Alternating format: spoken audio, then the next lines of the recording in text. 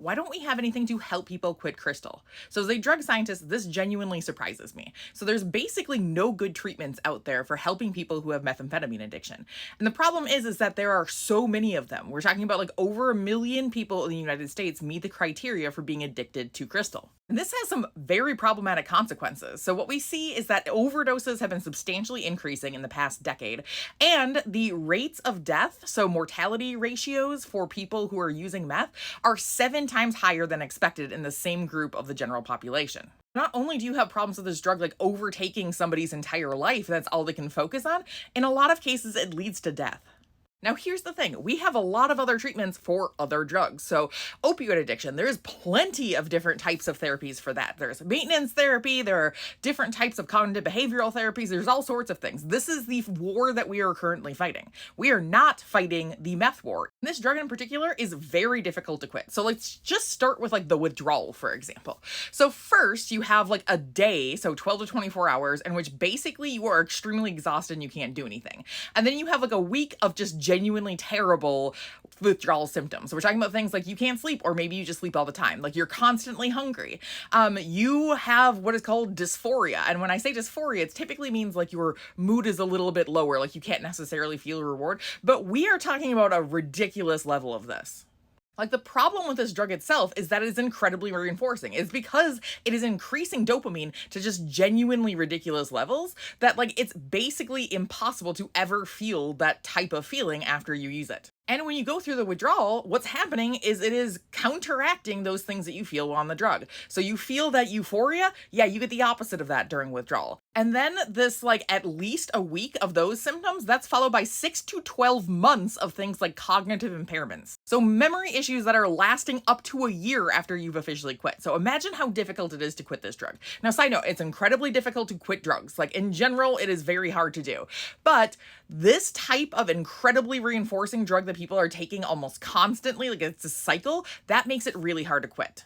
Now we have other drugs like this. So we have things like blow, and we have treatments that we've been testing for them. So I've actually been part of a study that's looking at things like a vaccine for them. We've done research with things like ADHD meds, like atomoxetine, and trying to help with blow addiction. When you get to crystal, we have this like series of studies that say, yeah, there's basically nothing that helps.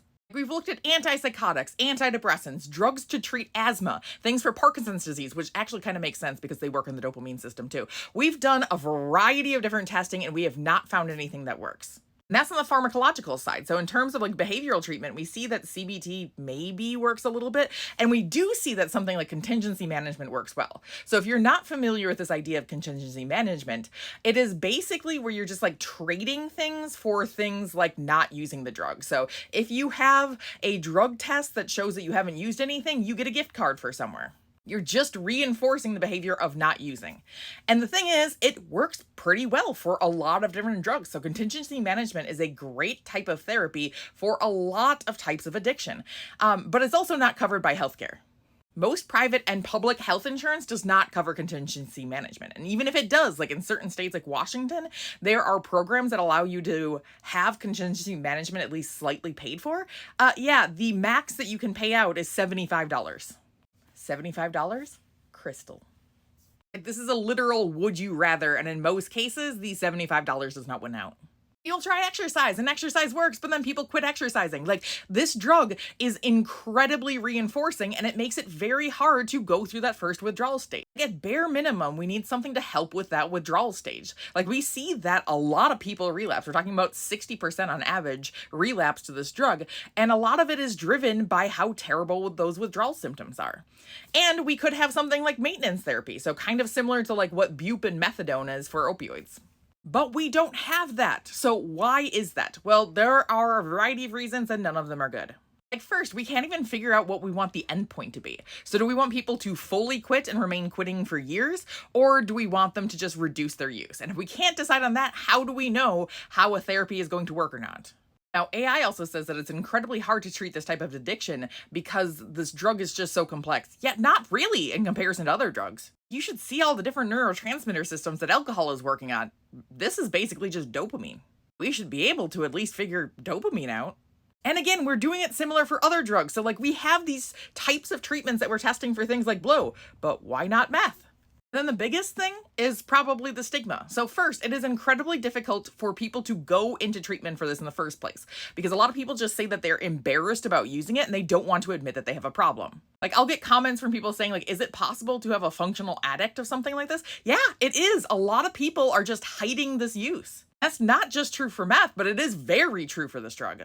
And then this stigma seeps into like every aspect of everything. So for example, let's look at where the money is being spent here. The money is not being spent on research. So if you go to NIH Reporter, which will actually tell you like what grants are out there on various things, you don't see that many that are specifically focused on treatment for this drug. Now you see a lot that are like co-addiction. So if you put this drug with things like opioids, then people will study it because opioid addiction is a popular thing to kind of do research on right now. We're trying to fix this opioid epidemic, but we don't seem to care much about the other types of epidemics.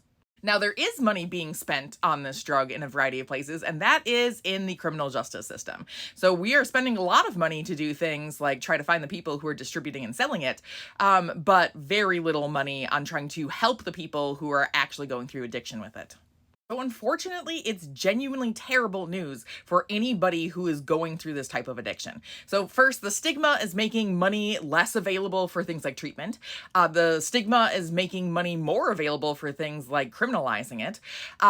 We don't have a lot of potential treatment options out there because everything that's been studied has not actually been that helpful. And there's so much stigma that people don't even want to go in for treatment if there were good treatments available. And once we find good treatments, health insurance is not going to cover them. Not only is this an incredibly difficult drug to quit just based on how it works, but we're basically doing none of the research necessary to figure out how to help people if they become addicted in the first place.